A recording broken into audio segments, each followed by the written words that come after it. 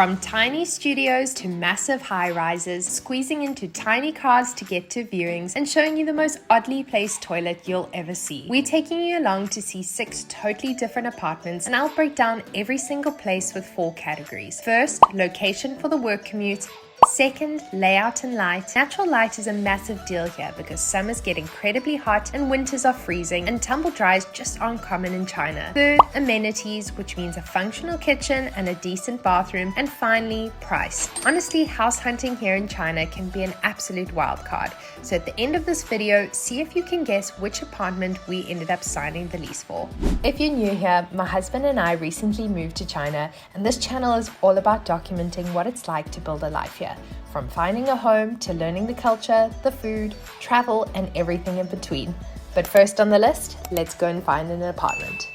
Apartment number 1 started off strong on paper. It's on the 6th floor, right next to the university, which is an incredibly easy walking commute for Josh. The biggest downside for me was definitely the natural light. It felt quite dark inside, which we knew would be difficult, especially during winter. Although it wasn't our aesthetic, it really does help when a place is fully furnished. Down the passage, you would find a designated office area with lots of storage, like a little study nook bedroom, daybed situation, storage. Spare bedroom welcomed in a lot of natural light, as well as it had great storage. It was also home to an enclosed veranda which doubled up as the laundry. This apartment came with a washing machine and a washing line. Across the passage you'd find another bedroom with lots of storage, as well as both of the bedrooms had air conditioning, which is a great plus. One thing to note, even up here on the 6th floor, you could still hear a ton of traffic, which is definitely something we needed to consider. We absolutely love cooking, so a decent sized kitchen is essential. This one was just a little bit small, hence why the refrigerator was outside in the hallway. The bathroom was also located right next to the kitchen, which I didn't really love, and had that typical older apartment plumbing smell, which wasn't ideal. Time for the final scorecard. First up, location. A solid 4 out of 5. Super close to Josh's work, which is amazing, but the neighborhood was definitely lacking parks and things to do. Layout and light gets 3 out of 5. The natural light was decent, but the layout with the bathroom next to the kitchen just felt a little bit odd. Amenities also get 3 out of 5. It technically has the essentials, but the kitchen is tiny and the bathroom is pretty outdated. And finally, price. It gets a 3 out of 5. 2,500 RMB for 3 bedroom, 1 bathroom is honestly not a bad deal, especially considering it's right near the university. Now, just to give you some quick context, we are currently hunting in a tier 3 city, specifically Zibo, Shandong. So keep in mind that these prices are relative to this specific area and what we're looking for. If we were in Shanghai or Beijing, these prices would be completely impossible. On to apartment number 2, which was in the exact same complex but on the 9th floor. It was listed as a 3 bedroom, 1 bathroom. I think first impressions on this one is pretty good so far. Like the entrance.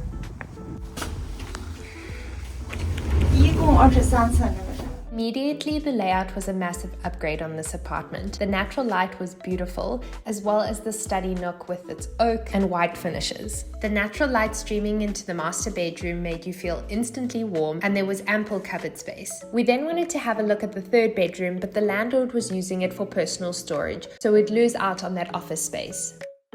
This apartment came with a great laundry area, lovely furniture, an awesome TV, tons of storage, and full air conditioning. It was a galley-style kitchen, which made it a bit of a squeeze since we are much taller than the average person here.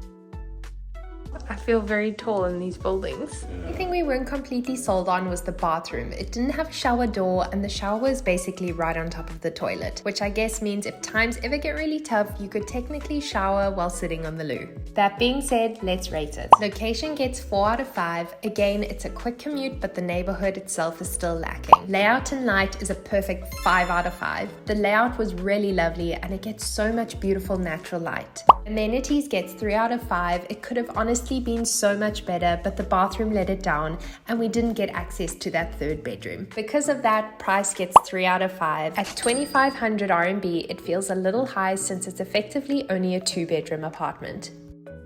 For apartment number 3, we headed further out of the city center. We started realizing that if we wanted a bit more of a modern building, we needed to look away from the middle of town. The estate was really nice. It was on the 14th floor, had convenient parking with e-bike charging stations, and massive open space with incredible natural light. It was a 2-bedroom, 1-bathroom setup. The kitchen was decent, but the living room oddly didn't come with a TV, which most places had included. Layout was really lovely with 2 bedrooms separated by the bathroom, something I didn't even think I needed to consider, but some apartments come with soft mattresses and some with traditional ultra-firm woven straw ones. The bathroom was a disappointment with the tapware being very outdated, as well as there was no storage. We liked the open space as we saw potential to add more furnishings, but the price was almost identical to a 3-bedroom apartment. Location gets 3 out of 5. It was a bit further from Josh's work, which we didn't mind, but the whole area was still under development with a lot of construction going on. Layout and light gets 4 out of 5. The light was really lovely, but the kitchen could have been so much better, especially since there was so much wasted space in the dining area. Amenities take a hit of 2 out of 5. The bathroom was a total disappointment, and the place doesn't come with a TV. Finally, price is another 2 out of 5. Downscaling to a 2-bedroom didn't save us much cash at all, and with all that development around us, we could tell this won't be a peaceful neighborhood for a very long time. I've mentioned how important location is. While commute time matters, it can easily get knocked down the priority list if the community is amazing. Taking a look at your neighborhood spots, where the locals hang out,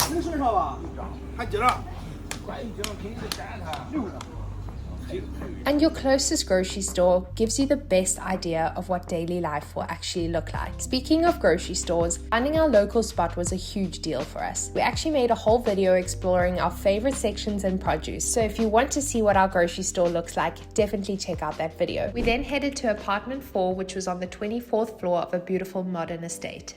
It was a modern 2-bedroom, 1-bathroom with incredible storage and a much better bathroom with no weird plumbing smells.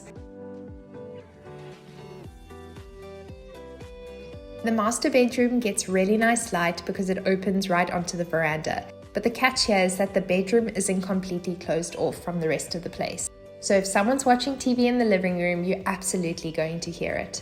The furnishings were great, but the kitchen again was really small and the fridge was living out in the dining room. Let's score apartment number 4. Location gets a fantastic 4.5 out of 5. Actually a really nice neighborhood, though it is a little further from Josh's work. Layout and light gets 4 out of 5. It definitely gets natural light, though it's not quite as bright as the others. The layout is nice, but I really wish the refrigerator was actually in the kitchen. Amenities score a solid 4 out of 5. It has great storage, nice furnishings, a TV and a washing machine, but the kitchen itself is pretty narrow. Finally, price. It gets a 4 out of 5. This one came in cheaper than the others, and for everything you're getting, it feels like a really fair deal. Hopped into the absolute smallest car we had ever been in and headed to apartment number 5. But seriously, what if you stopped looking by now? Let's see if the last 2 were worth the squeeze. And let's just say first impressions were really good with apartment number 5, right up until we actually opened the front door.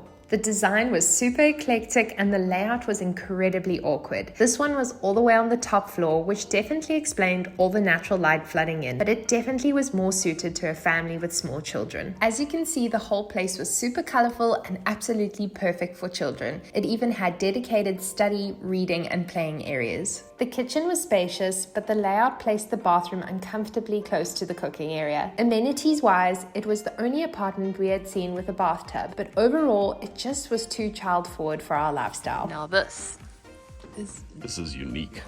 It also featured an upstairs mezzanine loft space where I literally couldn't even stand up straight without hitting my head. And let's not forget the toilet positioned in the strangest spot imaginable. I mean, great views, but I have no idea why this is here. Funny with a view. We stayed a total of 3 minutes in this apartment before it was completely clear that this place was not for us. But hey, we made it this far, so let's rate it anyway. It's some unique finds, hey. Alright, let's score the quickest tour in history. Location gets 4 out of 5, really great neighborhood, and honestly not a bad commute for Josh. Layout and light gets 3 out of 5. The light was amazing and I could totally picture myself sipping tea and looking out from the top floor, but everything else about the layout was just way too awkward. Amenities get 3 out of 5. Aesthetically, it felt too family forward, but it had a decent kitchen and I quite liked the idea of having a bathtub. Finally, price gets 2 out of 5. 3,000 RMB, it was the priciest of the day. I tried to justify it, top floor, a bathtub, tons of space, but we walked out after 3 minutes because the layout was way too awkward, but to be honest, I could not see myself dusting and cleaning all those awkward spaces. And finally, the last apartment of the day, apartment 6. Right from the start, the estate itself was really impressive. We're in the newer part of town here, and the security felt really top-notch with guards and facial recognition at the gates. I can imagine in summer this being really beautiful with lots of... I think these are actually cherry blossoms. One thing I kept trying to remind myself while looking at all of these apartments is what they'll actually look like in summer. Winter has a way of making apartments look a bit sad and dreary, but you have to remind yourself it's just a season and you're looking for the potential of the space year-round. One thing I really loved seeing was that the water purification systems were located so close to the buildings. This apartment was on the 25th floor out of 33, which we really liked the sound of. It's a 3-bedroom, 2-bathroom place, making it technically the biggest apartment we had looked at all day. As we walked in, it felt so nice and open. It came with a TV and a washing machine, and the layout actually was really different from the others we had seen, but in the best way possible. We viewed this one in the afternoon, and the natural light coming in was really lovely. I also noticed that they had tucked the washing area away in the corner, so it's nice because you won't be constantly staring at your clothes drying while you're trying to relax in the living room. Beautiful lounge space, TV, and then a small dining area. And then you go into the kitchen. Let's just talk about this kitchen for a second. It's easily the best one of the day.